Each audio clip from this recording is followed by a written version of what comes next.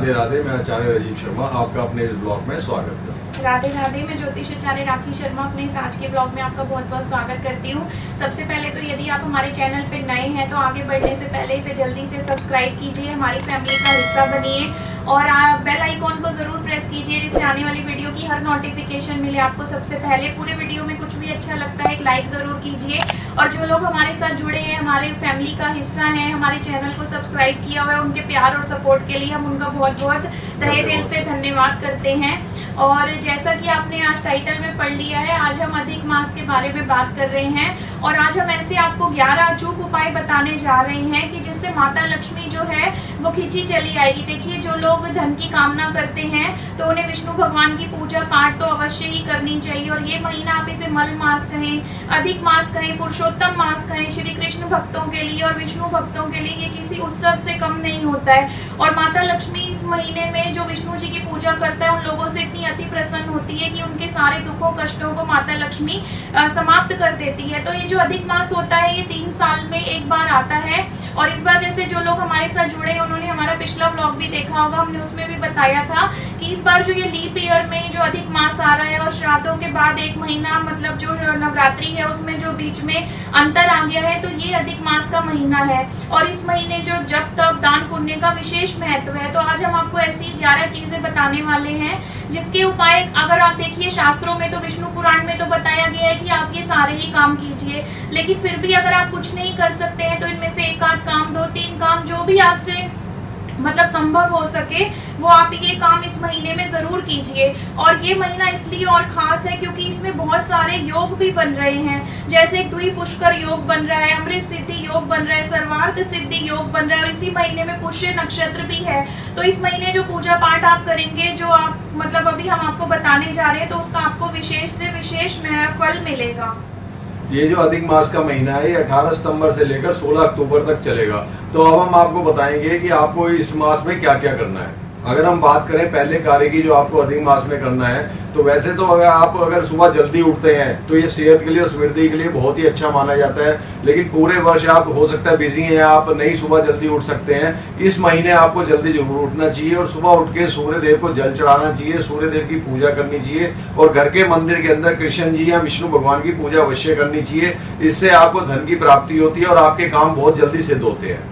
वैसे तो देखिए, अगर हम बात करें दूसरे कार्य की जो आपको इस अधिक मास में करना है, तो इस महीने में जो तीर्थ स्थानों में जाकर और किसी पवित्र सरोवर में जाकर स्नान करने का, पवित्र नदियों में स्नान करने का बहुत महत्व बताया गया है। परंतु यदि आप किसी कारणवश नहीं भी जा पा रहे हैं तो आपको दूसरा कार्य इस अधिक मास में ये करना है कि आपको घर में ही पानी में गंगा जल मिलाकर और आपने ब्रह्म मुहूर्त में उठकर, जैसे आचार्य जी ने बताया, आपको सुबह सभी व्यक्ति ये स्नान करें, तो गंगा जल डाल के सभी व्यक्तियों को इस अधिक मास में स्नान जरूर करना है।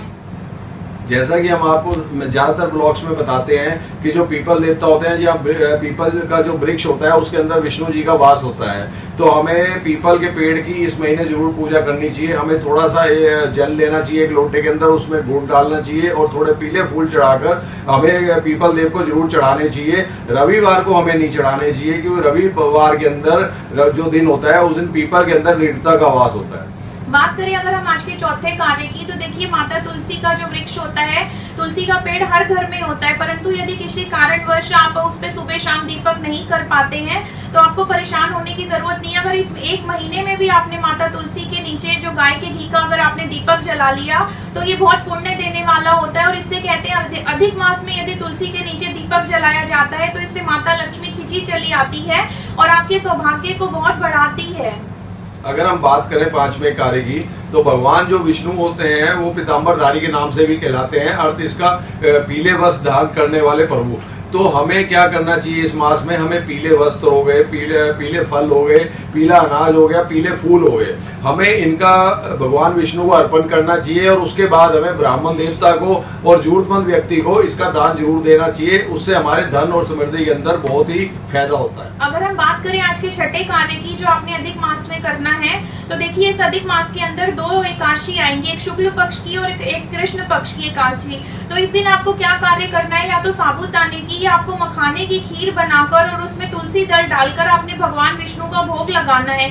देखिए किसी उपाय से जो माता लक्ष्मी है वो इतनी प्रसन्न हो जाएगी कि आपके घर की दुख दरिद्रता और सारे कष्ट जो है वो बहुत जल्दी ही समाप्त हो जाएंगे।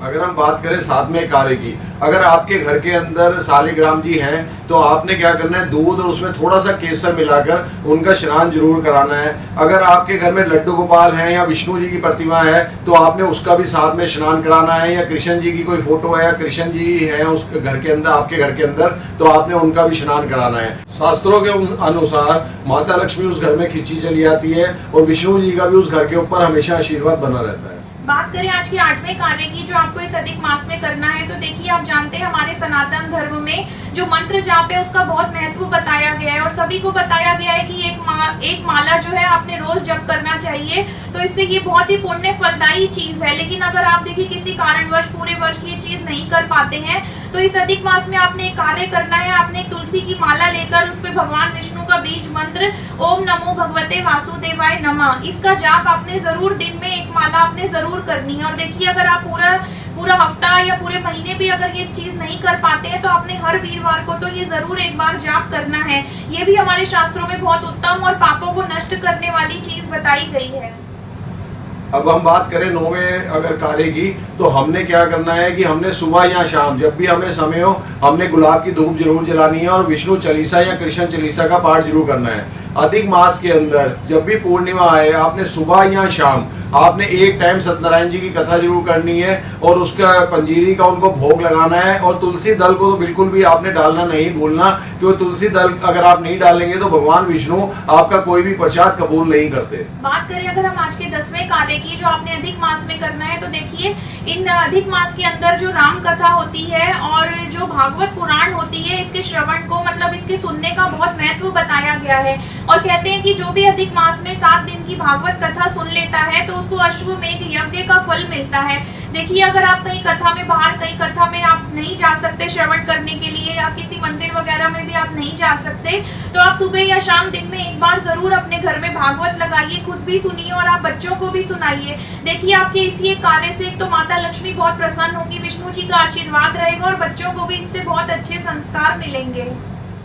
अगर हम बात करें 11वें कार्य की जो आप अधिक मास में कर सकते हैं, तो इसके अंदर धार्मिक स्थानों में जाने का बहुत महत्व होता है, मंदिर वगैरह जाने का बहुत महत्व होता है। वैसे तो आपको रोज मंदिर जाना चाहिए, अगर आप मंदिर रोज नहीं भी जा सकते तो वीरवार को आपको मंदिर में जरूर जाना चाहिए और वहां लक्ष्मी और विष्णु जी की प्रतिमा पे दर्शन जरूर करने चाहिए। और आपको हो सके तो वहां पीले फूल या पीले हार आपको चढ़ाने चाहिए। और आपको इसके अंदर महत्व जो होता है, जो मेन महत्व होता है, इसके अंदर परिक्रमा का बहुत महत्व होता है। लेकिन अगर आपको लगे कि आप परिक्रमा पे भी नहीं जा सकते, तो अगर आपके घर में तुलसी जी है तो तुलसी जी की आप 11 परिक्रमा करिए और विष्णु जी का जो बीज मंत्र होता है उसका जाप करिए। उससे भी आपको बहुत धन धान्य होगा, आपकी गरीबी दूर होगी, दृढ़ता दूर होगी और जो आज तक आपको परेशानियां थी आप देखेंगे कि कितनी जल्दी उन परेशानियों का आपका हल निकलता है। आशा करते हैं आपको आज का व्लॉग अच्छा लगा होगा तो एक लाइक जरूर कीजिए और जल्दी से हमारी फैमिली का हिस्सा बनिए, जिससे धर्म से जुड़ा हुआ कोई भी विषय आप मिस ना कर सके। हम समय समय पर आपको टाइम के टाइम आपकी बड़ी बड़ी परेशानियों के सारे उपाय बताते रहते हैं और आप जुड़े रहिए हमारे साथ, क्योंकि आज तो हमने ये बताया कि अधिक मास में एक बात और आप बताइए कि अगर इसके अंदर आप लोग मंदिर नहीं जा सकते, पूजा नहीं कर सकते या आपको लगता है कि आप पे उतना समय नहीं है, अगर आप दिन में एक माला ओम नमो भगवते वासुदेवा की भी कर लेते हैं तो उसका भी बहुत महत्व माना जाता है। तो हाँ, ये भी चीज आप कर सकते हैं। तो आज तो हमने आपको देखिए ये बताया कि इस अधिक मास में आपको क्या ऐसे कार्य करने हैं जो बहुत पुण्य देने वाले हैं। लेकिन हम अगले ब्लॉग में ये जरूर बताएंगे कि अधिक मास में कुछ कार्य ऐसे हैं जो विष्णु पुराण के अनुसार, हमारे शास्त्रों के अनुसार वर्जित बताए गए हैं। कहते हैं अगर ये व्यक्ति ऐसे कार्य करता है तो वो नरकगामी होता है। आप लोग सुखी रहें, संपन्न रहें, माता लक्ष्मी का आशीर्वाद आपके घर परिवार पर बना रहे, सब रोग मुक्त रहें, घर धन धान्य से भरा रहे। इन्हीं कामनाओं के साथ मिलते हैं किसी अगले ब्लॉग में किसी नए टॉपिक के साथ। तब तक के लिए मुझे और आचार्य जी को आज्ञा दीजिए। राधे राधे, जय श्री कृष्णा, हर हर महादेव।